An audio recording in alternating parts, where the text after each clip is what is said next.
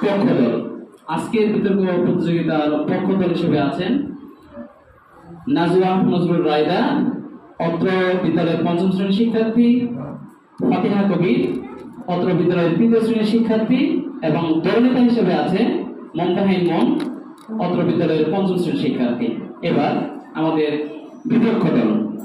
আমাদের বিপক্ষ দলের বিতর্কিকগণ আলমরিজ স্বপ্ন, অত্র বিদ্যালয়ের ৫ম শ্রেণীর শিক্ষার্থী, জামিল হাসান রাফি, ৪র্থ শ্রেণীর শিক্ষার্থী, এবং দলনেতা হিসেবে আছে মার্গারেট শিজা, অত্র বিদ্যালয়ের ৫ম শ্রেণীর শিক্ষার্থী। আমরা এই পর্যায়ে পরিচিত হব আমাদের বিজ্ঞ বিচারক মণ্ডলীগণের সাথে। আমাদের বিজ্ঞ বিচারক মণ্ডলীর মধ্যে আছেন রচিব হোসাইন, সিনিয়র সহকারী শিক্ষিকা ও একাডেমিক কোঅর্ডিনেটর, অত্র বিদ্যালয়। বিচারক মণ্ডলী হিসেবে আছেন রুকাইয়া সুলতানা, সহকারী শিক্ষিকা, অত্র বিদ্যালয়, এবং রবিউল আওয়াল সদর স্যার, সহকারী শিক্ষক, অত্র বিদ্যালয়। এবং সময় সতর্ককারী হিসেবে আছেন হুমায়ুন কবির স্যার, সহকারী শিক্ষক, অত্র বিদ্যালয়। এবং এই পর্যায়ে আমরা আজকে পরিচিত হব আমাদের অত্র অনুষ্ঠানের মাননীয় মডারেটর ম্যামের সাথে। বিতর্ক প্রতিযোগিতার অনুষ্ঠানের মাননীয় মডারেটর ম্যাম আছেন আমাদের মাঝে উপস্থিত, যিনি আমাদের এই পুরো অনুষ্ঠানটি পরিচালনা হিসেবে দায়িত্ব গ্রহণ করবেন। তিনি আমাদের মধ্যে উপস্থিত আছেন আমাদের ফারজানা ম্যাম, সিনিয়র সহকারী শিক্ষিকা ও একাডেমিক কোঅর্ডিনেটর, অত্র বিদ্যালয়। আমি আজকের অনুষ্ঠানের মাননীয় মডারেটর ম্যামকে অনুষ্ঠান পরিচালনা করার জন্য অনুরোধ জানাচ্ছি। মাননীয় মডারেটর।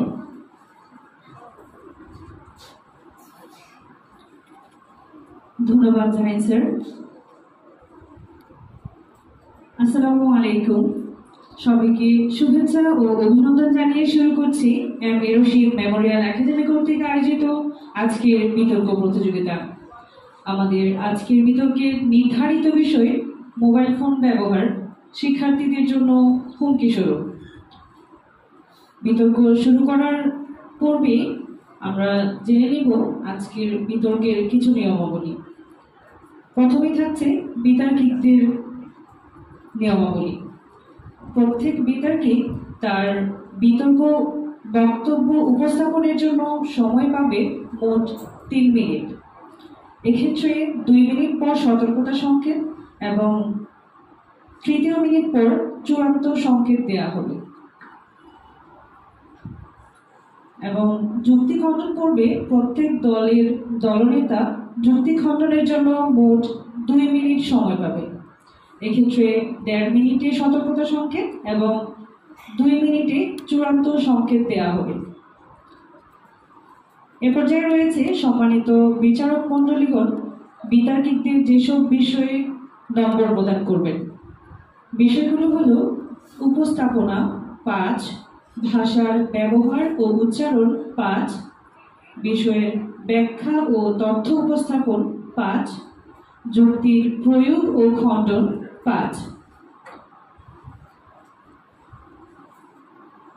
এ পর্যায়ে আমরা বিতর্ক শুরু করতে যাচ্ছি। বিতর্কের শুরুতেই আমি বিষয়ের পক্ষে বলার জন্য আহ্বান জানাচ্ছি পক্ষ দলের প্রথম বক্তা নাজওয়া নজরুল রায়দাকে।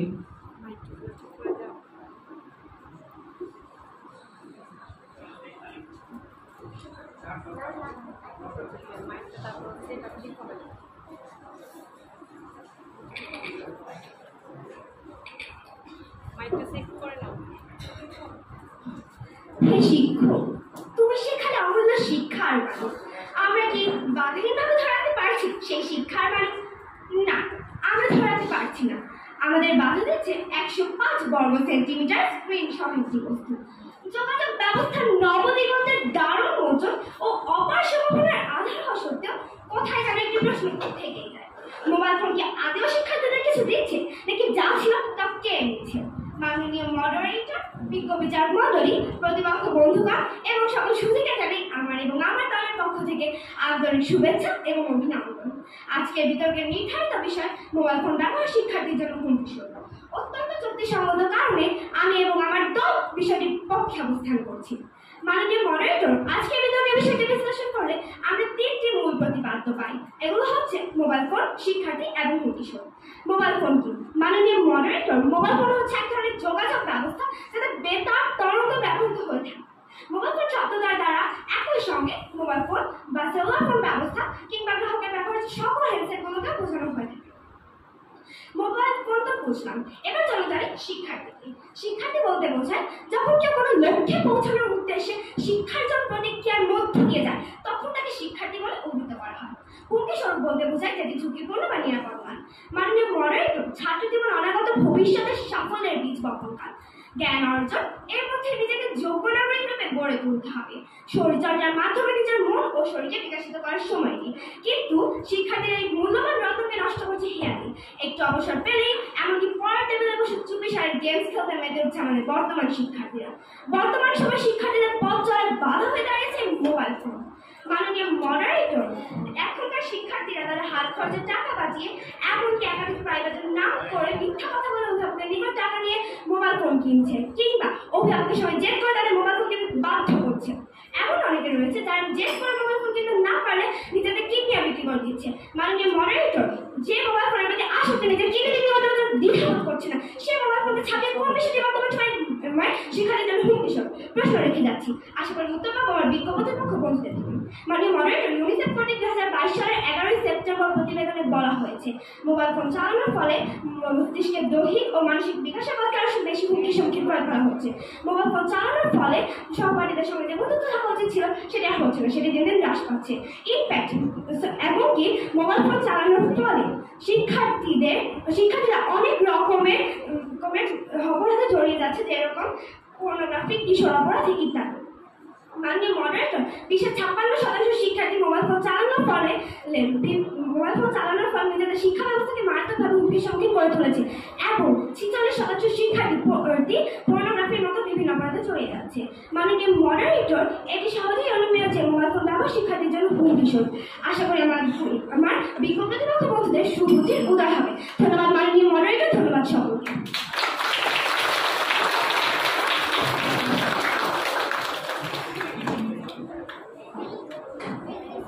এ পর্যায়ে আমি আহ্বান জানাচ্ছি বিভক্ত দলের প্রথম বক্তা আল মুইজ স্বপ্নকে।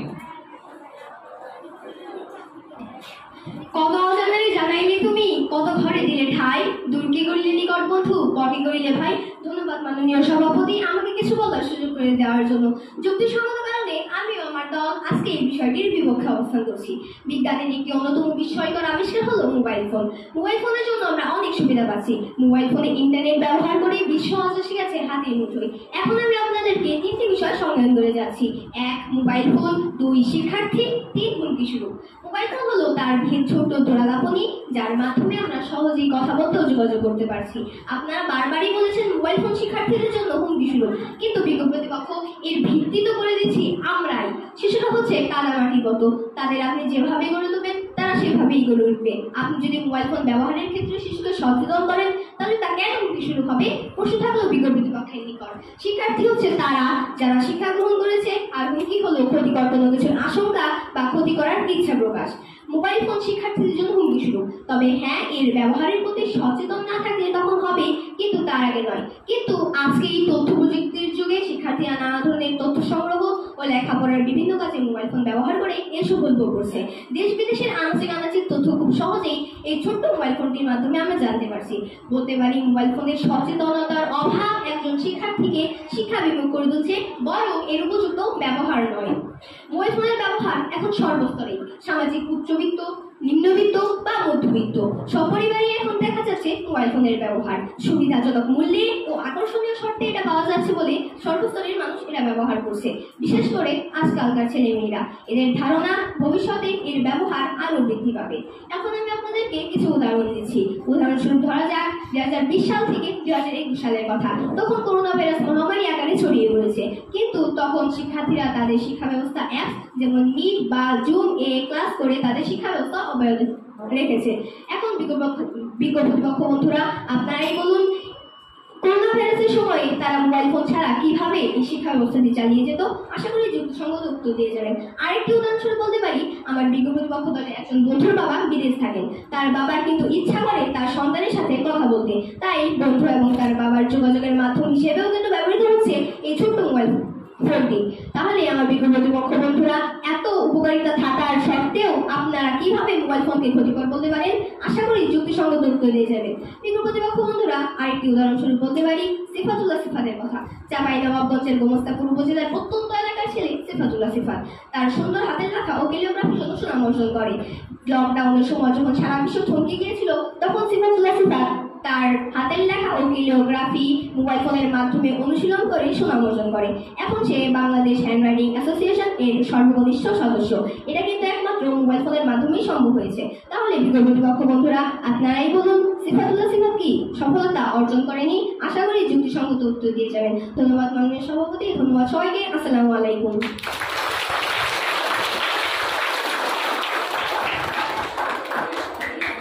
এ পর্যায়ে বক্তব্য নিয়ে আসবে পক্ষ দলের দ্বিতীয় বক্তা ফাতিহা কবির।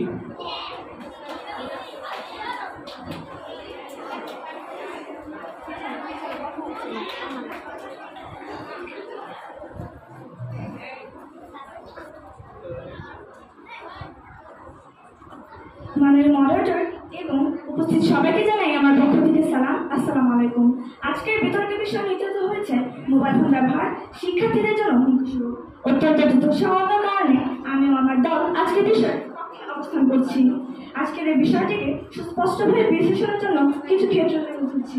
ক্ষেত্রগুলো হলো শিক্ষাগত প্রভাব, মনোযোগের ঘাটতি, অল্প প্রস্তুতি, মানসিক স্বাস্থ্য ও শারীরিক স্বাস্থ্য, সামাজিক সম্পর্ক, পারস্পরিক সম্পর্ক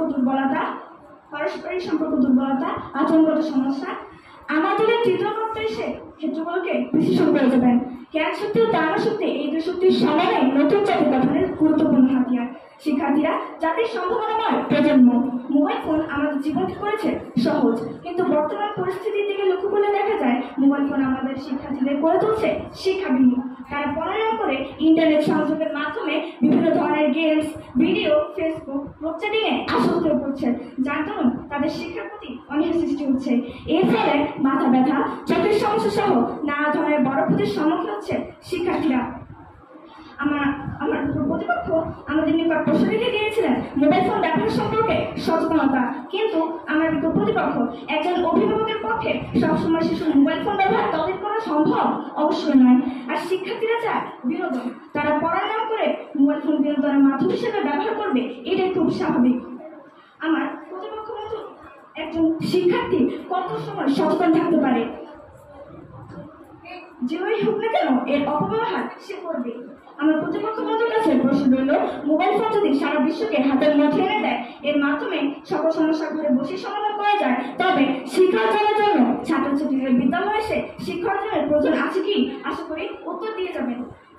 স্কুল অ্যান্ড কলেজে একটি ছাত্র ছিল যে মোবাইল ফোনে আসক্ত।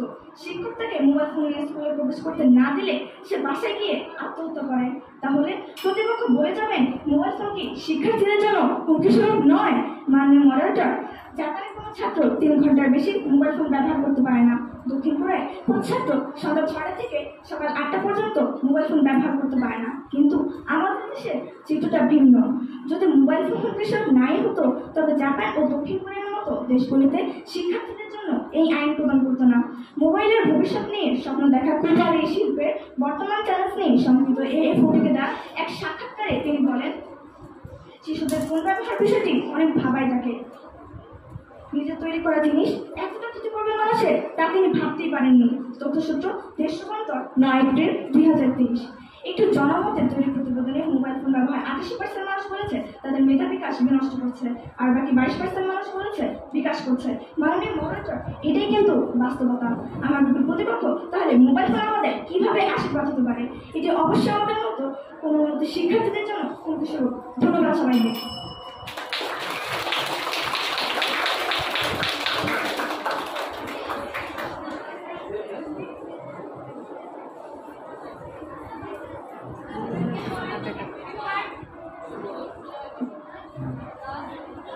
আমরা অল্প কিছুক্ষণ বিরতি নেব আজানের জন্য।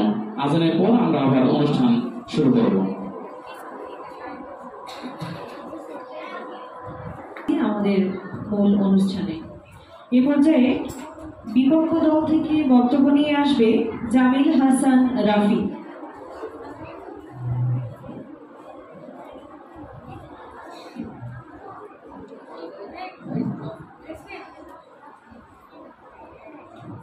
ধন্যবাদ মাননীয় মডারেটর আমাকে বক্তব্য প্রদানের সুযোগ করে দেওয়ার জন্য। আজকের বিতর্কের বিষয় নির্ধারণ করা হয়েছে মোবাইল ফোন শিক্ষার্থীদের জন্য হুমকি স্বরূপ। প্রসঙ্গতার কারণে আজ আমি ও আমাদের দল এর বিপক্ষে অবস্থান করছি। আমাদের দলের প্রথম বক্তা মোবাইল ফোন শিক্ষার্থী ও হুমকি স্বরূপ এই তিনটি সংজ্ঞান ও বিশ্লেষণ করে গেছেন এবং আজ আমি এর উদাহরণস্বরূপ বলতে ও প্রমাণ করে দিয়ে যাব যে মোবাইল ফোন শিক্ষার্থীদের জন্য হুমকি স্বরূপ নয় বরং আশীর্বাদ। মাননীয় মডারেটর, আজকে শিক্ষার্থীরা নতুন যুগে ধূপ, তাদের সাথে সামনে এগিয়ে যায় তাদের লক্ষ্য, কিন্তু আজকের যুগের শিক্ষার্থীরা নানা কারণে অপক্ষের দিকে এগিয়ে যাচ্ছে। তার একমাত্র কারণ তারা মোবাইল ফোন হাতে পায় না। মোবাইল ফোনে অন্যতম apps YouTube, Google, Messenger, Duolingo ইত্যাদি। আমাদের দেশের 60% মানুষ ইংরেজিতে দুর্বল, তারা ব্যবহার করছে এই ডুওলিঙ্গো নামক অ্যাপস। ডুওলিঙ্গো ব্যবহার করে তারা ইংরেজিতে হয়ে উঠছে দক্ষ। এছাড়াও মোবাইল ফোনে অন্যতম অ্যাপস ইউটিউব ও গুগল, যা ব্যবহার করে আমরা বিশ্বের সকল অজানা তথ্য জানতে পারছি ও আমাদের শিক্ষার্থীরা তারা তাদের হাতের লেখা সুন্দর করতে পারছে।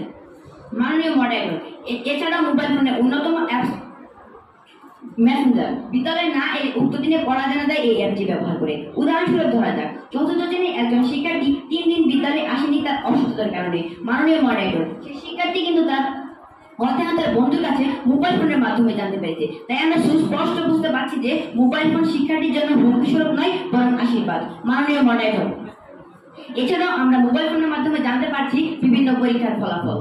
এসব সুবিধা কিন্তু আপনারা উপভোগ করছেন, তারপরও কেন বলছেন মোবাইল ফোন শিক্ষার্থীর জন্য হুমকি স্বরূপ? প্রশ্ন রইল প্রতিপক্ষের নিকট, আশা করি যুক্তিসম্মত উত্তর দিয়ে যাবেন।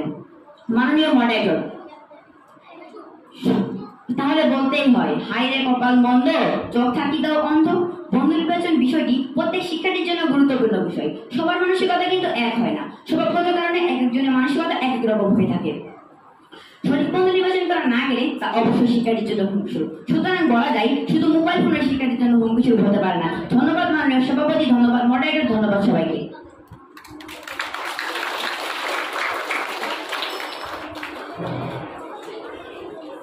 এ পর্যায়ে পক্ষ দলের দলনেতা বক্তব্য নিয়ে আসবে দলনেতা মুমতাহিন বোন।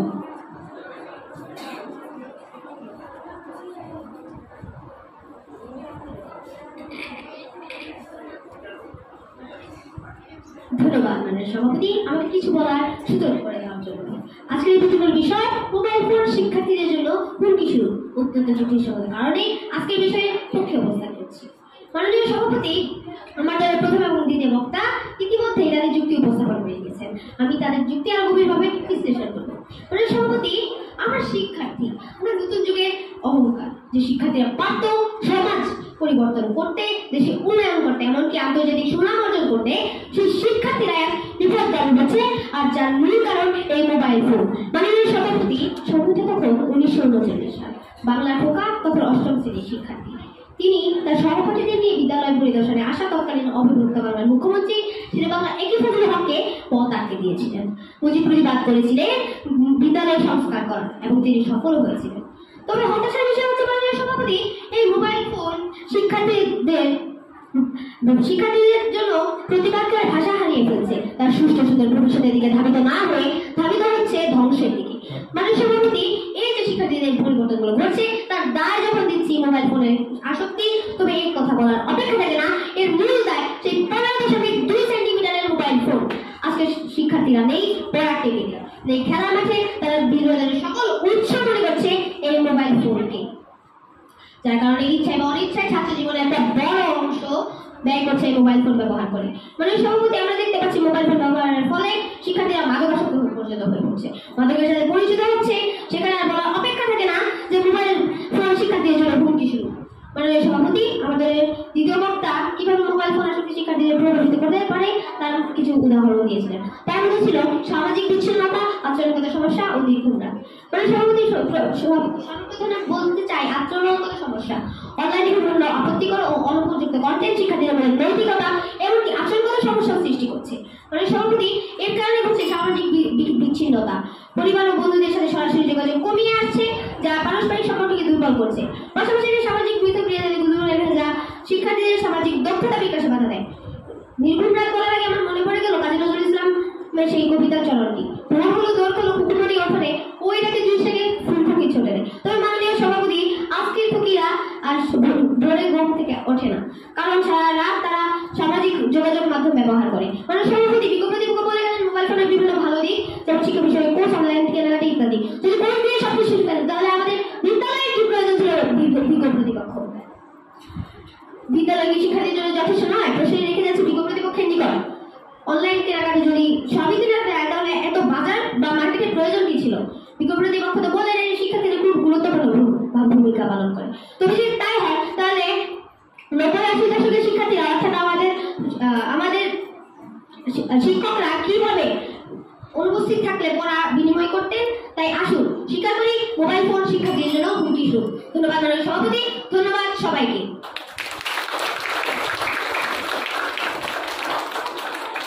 ধন্যবাদ দলনেতা মুমতাহিন বোনকে।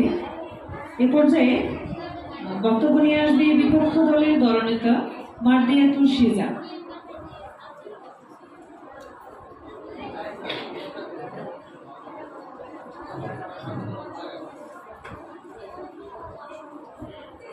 মোবাইল ফোনের মতো যুগোপযোগী জিনিস কখনো ক্ষতিকর হতে পারে না। মোবাইল ফোনের শুধু শিক্ষার্থীদের জন্য হুমকিস্বরূপ হতে পারে না। ধন্যবাদ মাননীয় সভাপতি আমাকে বক্তব্য প্রদানের সুযোগ করে দেওয়ার জন্য। আমি মারদিয়াতুল শিজা, বিপক্ষ দলের তৃতীয় বক্তা ও দলনেতা। বিতর্ক চলছে এবং আমাদের বিতর্কের বিষয় মোবাইল ফোন ব্যবহার শিক্ষার্থীদের জন্য হুমকিস্বরূপ। অত্যন্ত যুক্তিসঙ্গত কারণে আমি আমার দল বিষয়টির বিপক্ষে অবস্থান করছি। আমার দলের প্রথম বক্তা মোবাইল ফোন শিক্ষার্থী ও হুমকিস্বরূপ কথাগুলোর সংজ্ঞায়ন বিশ্লেষণ করেছেন। আমার দলের দ্বিতীয় বক্তা মোবাইল ফোনের উদাহরণ ও ব্যবহার দ্বারা আমাদের দলীয় অবস্থান সুস্পষ্ট করে দিয়েছেন এবং দলের দলনেতা হিসেবে আমি কিছু উদাহরণ ও মোবাইল ফোনের উপকারিতার মাধ্যমে প্রমাণ করে দিয়ে যাবো যে মোবাইল ফোন কখনোই হুমকিস্বরূপ হতে পারে না। মাননীয় মডারেটর, মোবাইল ফোনে ইন্টারনেট সংযোগের মাধ্যমে আমরা সহজে বিশ্বের অজানা তথ্য জানতে পারছি। মোবাইল শুধু দেশের মধ্যেই নয়, আজ আমাদের জ্ঞানের সীমাকে পৌঁছে দিচ্ছে বিশ্বের দরবারে। যেমন কিছু জনপ্রিয় অ্যাপ যেমন Politico, ground news, the economics ইত্যাদির মাধ্যমে বিশ্ব রাজনৈতিক অবস্থা খুব সহজেই জানতে পারছি। উদাহরণস্বরূপ ধরা যাক আজকের প্যালেস্টাইনের কথা। ইসরায়েলের ধ্বংসযজ্ঞের বিরুদ্ধে ফিলিস্তিনি জনগণের পক্ষে বিশ্ববাসীর একাত্মতার পেছনে রয়েছে মোবাইল ফোনের বিশেষ অবদান। কেননা মোবাইল ফোনের মাধ্যমে বিশ্বের এক প্রান্ত থেকে অন্য প্রান্তের মানুষ ইসরায়েল ফিলিস্তিনের যুদ্ধের কথা জানতে পারছেন। মাননীয় মডারেটর, শিক্ষাক্ষেত্রে মোবাইল ফোনের উপকারিতা অনেক, যেমন ই-লার্নিং সুবিধা, ঘরে বসে ক্লাস করা, অনলাইন কোর্সের মাধ্যমে জ্ঞান অর্জন করা, বিভিন্ন মোবাইল অ্যাপ ব্যবহার করে পড়ালেখা করা ইত্যাদি। শিক্ষাক্ষেত্রে অন্যতম একটি ধাপ হলো ই-লার্নিং। অনেক শিক্ষার্থী আছে যারা পরিবারের অসচ্ছলতার কারণে বই কিনতে পারে না, অন্য বই ধার করে পড়ালেখা করে। সেসব অসহায় শিক্ষার্থীদের জন্য অনলাইনে ই-বুক ব্যবস্থা রয়েছে, যার মাধ্যমে শিক্ষার্থীরা বই না দিলেই অনলাইন থেকে বই পড়তে পারবে। যেমন শিক্ষার্থীরা জনপ্রিয় অ্যাপ যেমন ফটোম্যাথ, গুগল ক্লাসরুম, নিরাপদ ইত্যাদির মাধ্যমে নিজেদের পড়াশোনা সম্পর্কিত নানা সমস্যার সমাধান করতে পারছে। অনেক বই সহজলভ্য নয়, কিন্তু সেগুলো এখন পৃথিবীর নামি দামি লাইব্রেরি থেকে পড়া যায় কেবলমাত্র মোবাইলের আশীর্বাদে। কোথাও যাওয়ার সময় ভারী বই বহন করা সম্ভব হয় না, তখন ই-বুক আমাদের সহায়তা করে। মডারেটর, আমার দলের দ্বিতীয় বক্তা কিন্তু অনলাইন ক্লাসের উপকারিতা আগে বর্ণনা করেছেন। এখন আমি অনলাইন কোর্স ও সোশ্যাল মিডিয়ার মাধ্যমে শিক্ষা গ্রহণের উপকারিতা বর্ণনা করে যাচ্ছি। শিক্ষার্থীদের সুবিধার জন্য অনলাইনে বিভিন্ন ধরনের কোর্স করানো হয়ে থাকে। এক্ষেত্রে শিক্ষার্থীরা ঘরে বসে শিক্ষা গ্রহণ করতে পারবে। প্রতিপক্ষ ক্লাস 6 থেকে ক্লাস 10 পর্যন্ত শিক্ষার্থীদের জন্য বহুল ব্যবহৃত একটি অ্যাপ হলো অনলাইন কোর্স হলো 10 মিনিট স্কুল। এটি 6ষ্ঠ থেকে 10ম শ্রেণীর শিক্ষার্থীদের জন্য একটি বড় সুযোগ নিজেদের তৈরি করার। এর মাধ্যমে শিক্ষার্থীরা ঘরে বসে নিজেদের সকল সমস্যার সমাধান করতে পারবে। এবার একটি উদাহরণের পালা। আমরা সকলে ই-লার্নিং প্ল্যাটফর্ম মজার কথা জানি। মজার 4 থেকে 13 বছরের শিশুদের মেধা বিকাশের জন্য কাজ করছে। এর মাধ্যমে শিক্ষার্থীরা ঘরে বসে শিখতে পারছে abacus, math, English, programming, science ও রোবোটিক্স সহ নানা বিষয়। ক্যারিয়ার অ্যাডমিশন প্রিপারেশন এখন সম্ভব মজার অ্যাপের মাধ্যমে ঘরে বসে। এখন বিজ্ঞ প্রতিপক্ষ, আপনারাই বলুন এই অ্যাপটি কিন্তু শিক্ষার্থীদের জন্য হুমকিস্বরূপ নয়, বরং আশীর্বাদ। আশা করছি অন্য কোনো বিকল্প পদ্ধতি বলে যাবেন। তাহলে বিজ্ঞ প্রতিপক্ষ, আপনারা কিভাবে বলছেন মোবাইল ফোন ব্যবহার শিক্ষার্থীর জন্য হুমকিস্বরূপ, যখন আমি ও আমার দল মোবাইল ফোনের উপকারিতার এতগুলো যুক্তি উপস্থাপন করে গেলাম? ধন্যবাদ মাননীয় সভাপতি, ধন্যবাদ সবাইকে।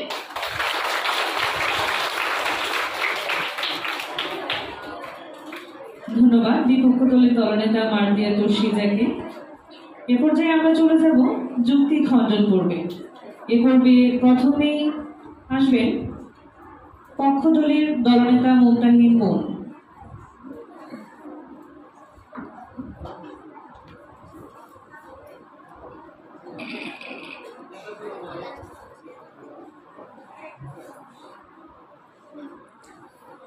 আম্মু বলে পড়বে শোনা, আব্বু বলে মন দে, পড়ায় আমার মন বসে না নোটিফিকেশনের শব্দে। হ্যাঁ মাননীয় সভাপতি, বর্তমানে এটাই ঘটছে। ধন্যবাদ মাননীয় সভাপতি আবারও আমাকে কিছু বলার সুযোগ করে দেওয়ার জন্য। মাননীয় সভাপতি বলতে চাই কুমিল্লা রায়হান কবিরের কথা। তিনি বরাবরই একজন ভালো শিক্ষার্থী। পঞ্চম শ্রেণীতে এবং অষ্টম শ্রেণীতে ট্যালেন্ট বলে বৃত্তি পাওয়ার পাশাপাশি ছিল জিপিএ 5। তাকে নিয়ে তার বাবা মার প্রত্যাশা গেলটি খুলে ফেপে অনেক বড় হয়ে গেল সেই আকাশ ছোঁয়া শব্দটি এক সময় দুঃস্বপ্নে পরিণত হয়।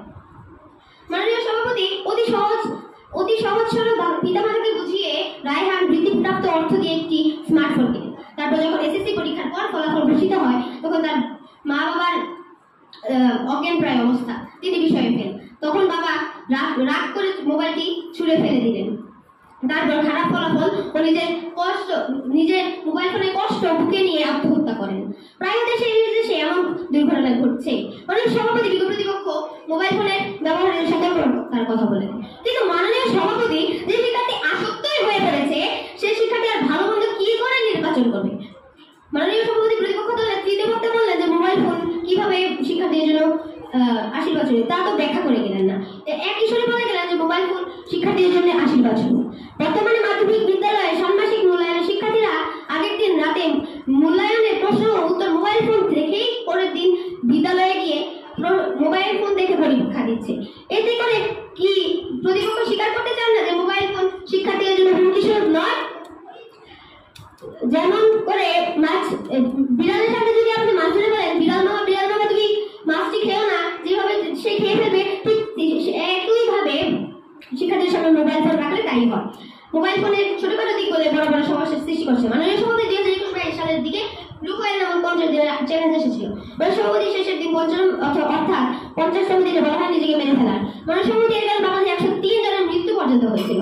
মাননীয় সভাপতি এখন যদি ধূমপানকারী বলেন যে তার ক্যান্সার হয়েছে সিগারেটে থাকা নিকোটিনের জন্য, সেই সিগারেটের জন্য নয়, তাহলে আপনার বুঝতে সমস্যা হচ্ছে। বিজ্ঞ প্রতিপক্ষ মোবাইল আশা করি যে আপনারা স্বীকার করবেন মোবাইল ফোন শিক্ষার্থীদের জন্য হুমকি স্বরূপ, তাই প্রত্যাশা রইল আমার দলের পক্ষ থেকে। শেষে একটা কথাই বলতে চাই, তুমি অদম বলিয়া আমি উত্তম হইব না কেন। ধন্যবাদ মাননীয় সভাপতি, ধন্যবাদ সবাইকে।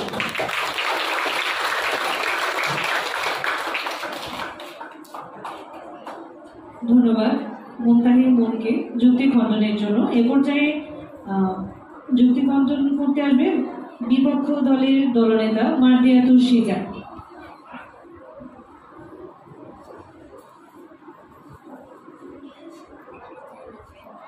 ধন্যবাদ মাননীয় সভাপতি আমাকে আরো একবার বক্তব্য প্রদানের সুযোগ করে দেওয়ার জন্য।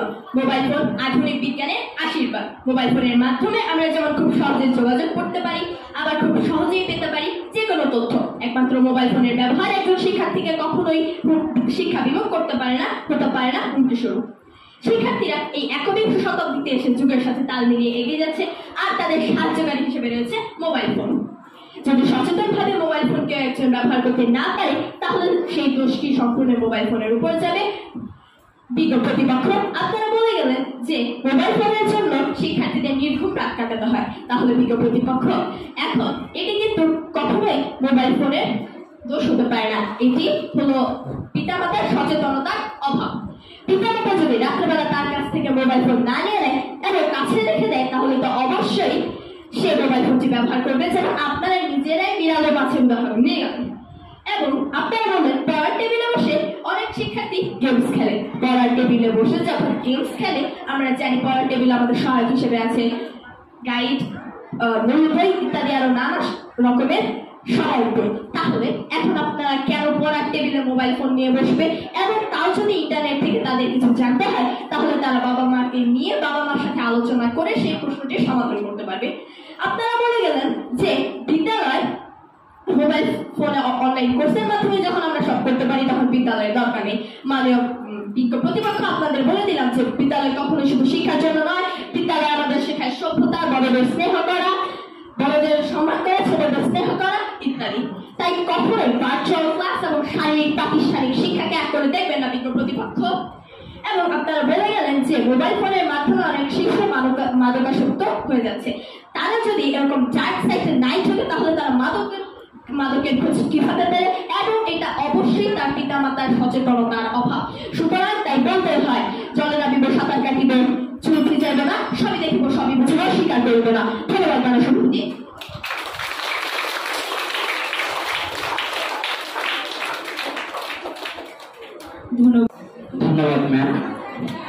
এই পর্যায়ে আমরা ক্রেস্ট বিতরণ করব বিজয়ীদের এর মাধ্যমে এবং সেরা বিতার্কিক এবং রানার্স আপদের এখন আমরা ক্রেস্ট বিতরণ করতে যাচ্ছি।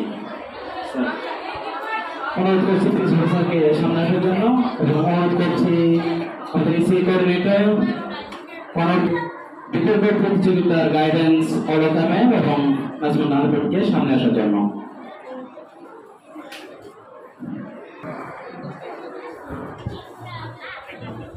অংশগ্রহণকারী বিতার্কিক নাজওয়া নজরুল রায়দা,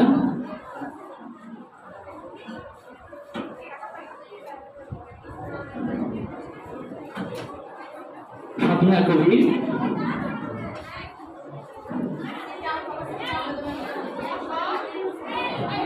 মুনতাহির মন,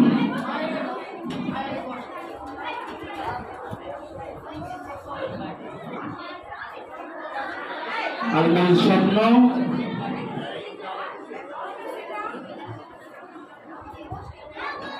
Jamil Hasan Rafi,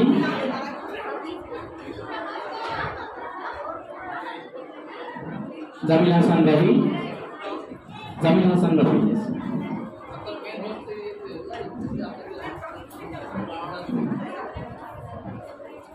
market প্রসিজা,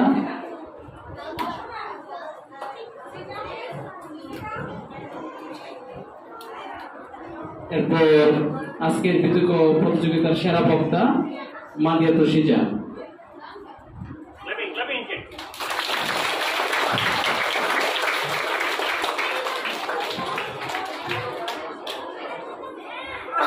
runners up, আজকের বিতর্ক প্রতিযোগিতার রানার্স আপ সামনে আসার জন্য আহ্বান জানাচ্ছি।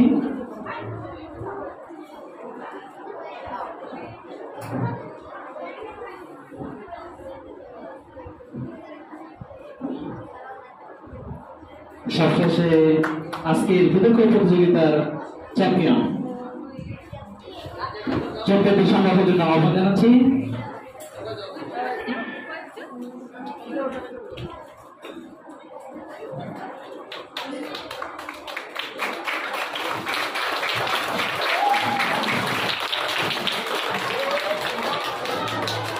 ধন্যবাদ সবাইকে।